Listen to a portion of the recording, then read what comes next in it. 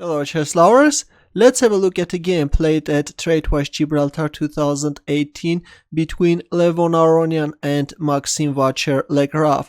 This is the fourth tiebreak game. Before this, all three games ended in a draw. Aronian started with d4 and knight f6 by MVL, knight f3, g6, knight c3, d5, bishop f4, bishop g7, knight b5, forcing black to place the knight on this awkward a6 square e3. Now black is playing c6, kicking away the knight, knight c3, black castles kingside, and Aronian is capturing on a6, damaging black's pawn structure.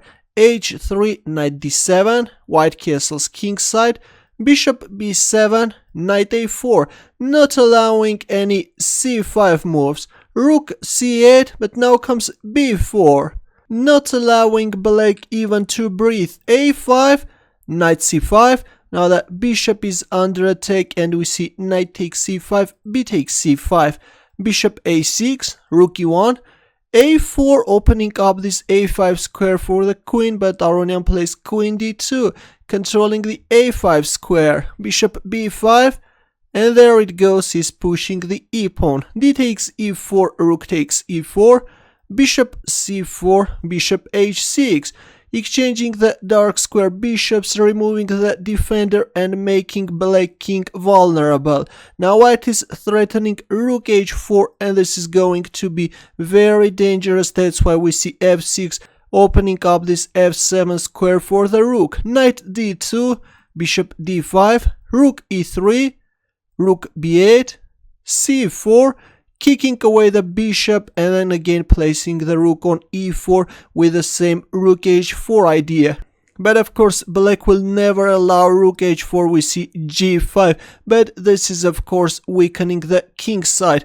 Rook e1, well, maybe h4 looks tempting, but the thing is that black has a very strong defensive resource, bishop g6, and if you move back your rook then black can capture on d4. That's why Aronian is first playing rook e1, attacking the pawn on e7. We see e5, actually rook b7 is more solid, but instead we see e5 and now black's position is starting to collapse. Bishop g6, of course capturing on d2 can't be played because of this, e takes f6 and black king will get checkmated. That's why we see bishop g6, rook e2, rook b2. Black is trying to create some counterplay, but of course white has already a huge advantage. F takes e5, rook takes e5, queen d1 check, rook e1. Well, king h2 is also playable, but Aronian preferred rook e1. Queen c2, a3, he is not hurrying to capture on g5, first saving this pawn. Queen takes c4, queen takes g5, rook f5, rook e8 check, king g7, queen e7 check, but black king is managing to escape. Queen e3 check, queen f4, and we see the exchange of queens, but actually this is a winning endgame for white. Rook c4, now white is also capturing on c6, king g7, knight e5, rook c1 check, king h2, bishop e4, rook a6, going to win the pawn on a7 as well. Rook takes a7 check, king g8,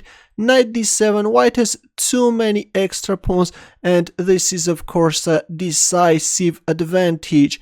Bishop c6, rook g4 check, king f7, knight b8. Well, rook d4 is of course a more active looking move protecting the knight, but we see knight b8, bishop b7, f3, rook b5.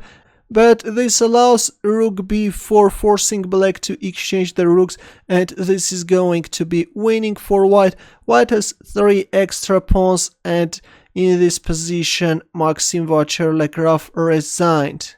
Of course the knight on b8 square is placed awkwardly, but the thing is that black can't even trap that knight because of this b5 followed by knight c6, it's over.